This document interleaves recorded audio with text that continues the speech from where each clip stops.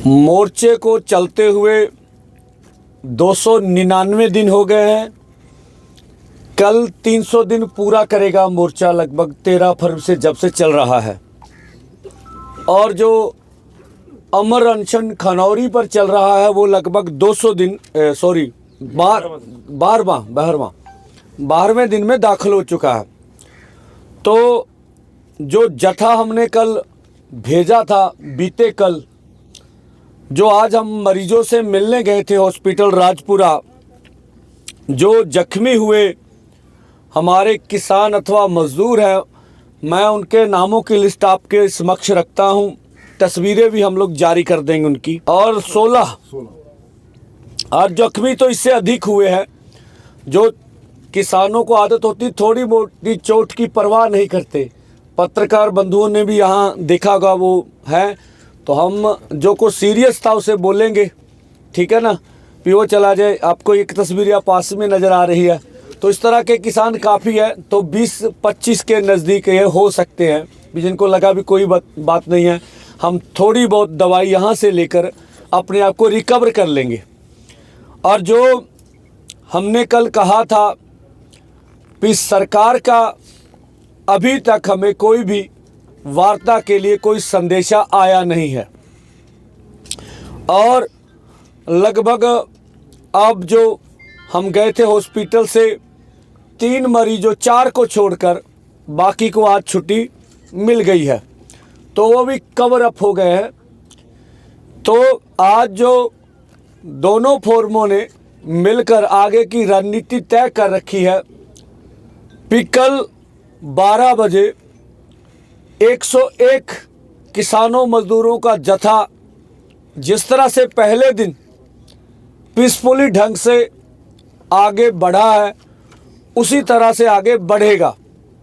और आपने देखा कि जो हमारे ऊपर इल्ज़ाम लगाए जा रहे हैं कि इनके पास मारू हथियार है, अभी तक तो प्रेस की निगाह से कोई भी बच नहीं सकता।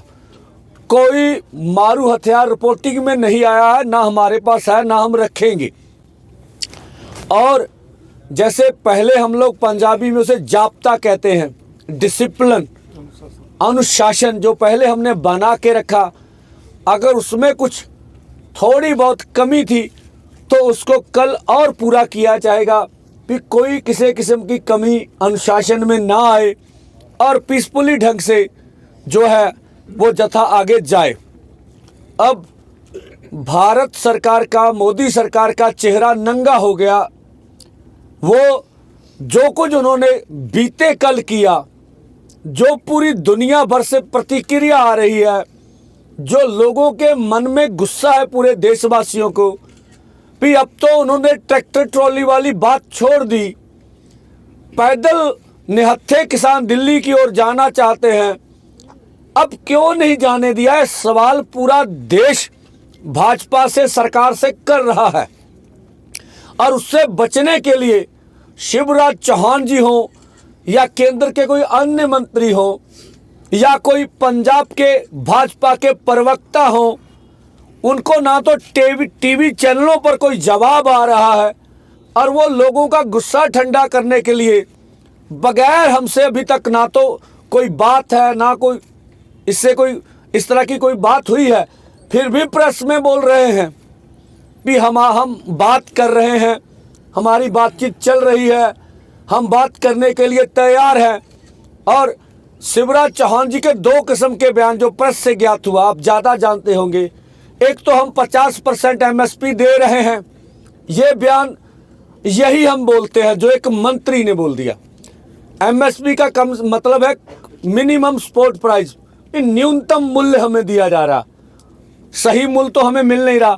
और न्यूनतम मूल्य में भी उन्होंने कहा 50% दे रहे हैं, उससे भी हमें आधा दिया जा रहा, सरकार बोल रही है।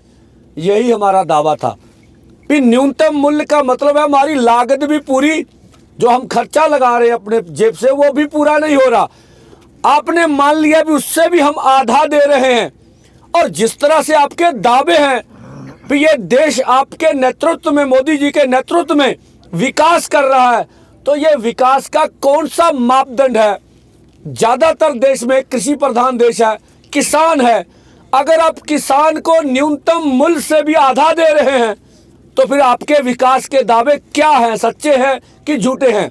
और सैनी साहब बोल रहे हैं हमारे किसान खुश हैं, वो बताएं। आपके बड़े मंत्री बोल रहे हैं, तो ये उनके दावों के ऊपर सवाल उठ रहा है। एक तो ये बात, और दूसरा बात वो फिर कह रहे हैं कि हम फसलों के ऊपर एमएसपी देंगे। यह देश को भ्रमित करने की बात है। एमएसपी का ऐलान कर देना यह बड़ी बात नहीं है।